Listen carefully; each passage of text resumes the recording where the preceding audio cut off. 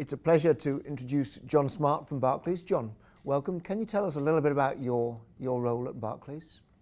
So I'm leading on ways of working at Barclays, and it's across the group, and we're looking at better ways of working. So how we can deliver better business outcomes, how we can continuously improve how we do what we do. Good. Now, tell us first of all a little bit about what we mean by Agile, specifically in the world of software development. I realise that this term now has a much more broad meaning, but give us a little bit of sense of how this term came about and what it means. Yeah. So Agile, the history comes from the new product development game, Harvard Business Review article, and at its heart it's about multidisciplinary teams, small multidisciplinary teams with a fast feedback cycle, and inspecting and adapting and experimentation for product development.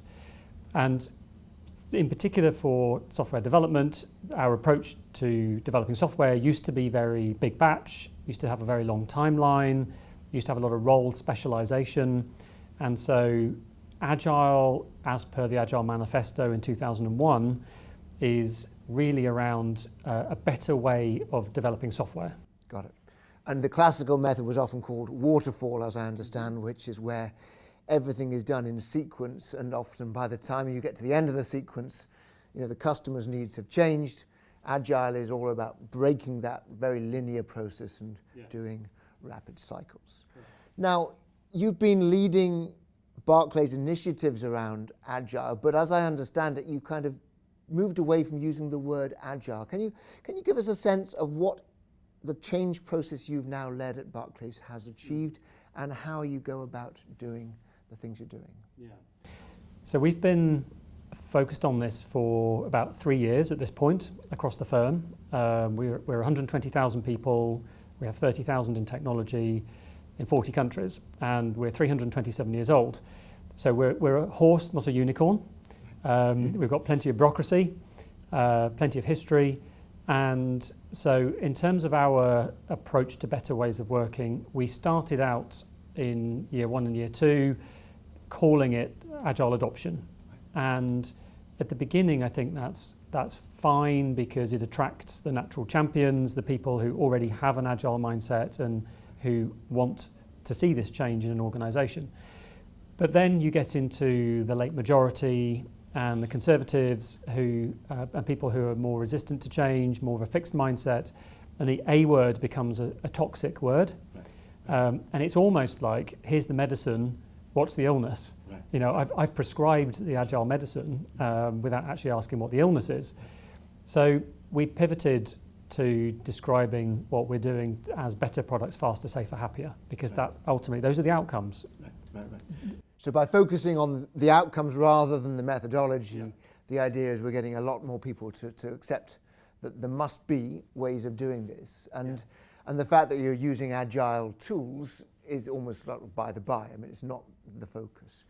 Just help us then with what Agile looks like. I mean, many companies have now heard about this as a way of working.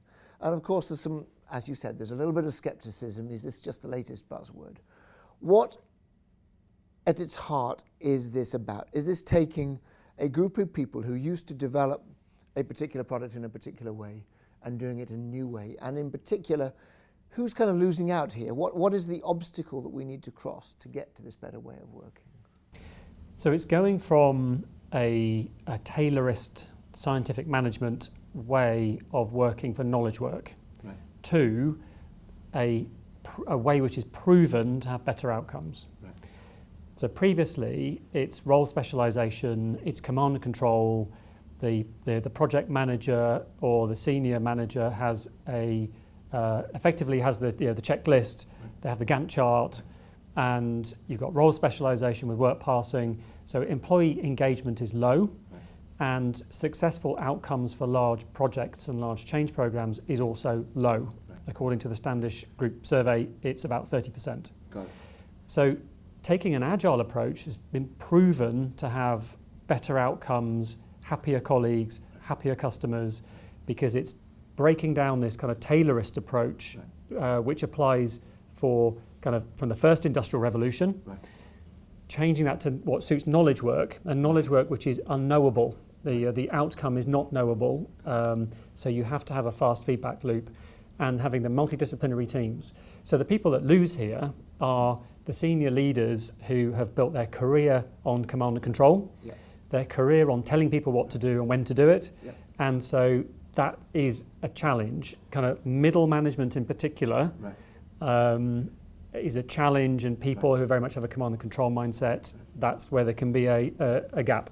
So the story to the mid to senior manager who used to be in charge of a whole series of projects, a program of activity, is you're saying to him or her, if you are prepared to give up that feeling that you are in control and you give these teams the responsibility to work things through on their own timelines, you will actually fairly quickly start to see that they are performing to an even higher standard, higher quality, quicker than before. But you've got to be prepared to take that leap of faith that says that this will work. Is that right? Correct, that is correct. And as per the Google study of high-performing teams, the number one determinant for high-performing teams is psychological safety. Right. So leaders need to give their teams psychological safety to experiment. And this is the reason why the outcomes go up and the engagement goes up, is because teams are expected to use their brains, bring themselves to work to constantly improve the system of work and how they work. And this is what goes back to the 1980s in Japan with the small multidisciplinary teams, is because they were empowered to deliver the outcomes, how they saw best for their unique context. So as a final question, I'm convinced that this is a better way of doing things. And as you say, you can look all the way back to Japan in the 1970s. So why has it not taken off in a bigger way? What ultimately is stopping so many large companies from embracing these better ways of working? So a couple of thoughts on that. I think we're seeing a big wave of big companies, big old bureaucratic horses, not unicorns, trying to adopt an agile way of working. I think what's fascinating is we're seeing an unagile mindset in the application of an agile rollout. Right.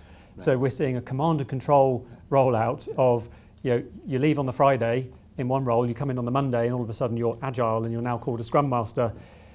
So there's a real gap there, again, where the way that a better way of working is rolled out needs to be rolled out with an agile mindset, not a command and control mindset. So there's resistance and there's fear when it's applied top down. It needs to come from within, the hearts and minds. So it needs to, again, my advice is focus on the outcomes. What are you trying to achieve? And then empower the teams to work out for themselves and support them with capability building in terms of Scrum, Kanban, different methods and frameworks and practices.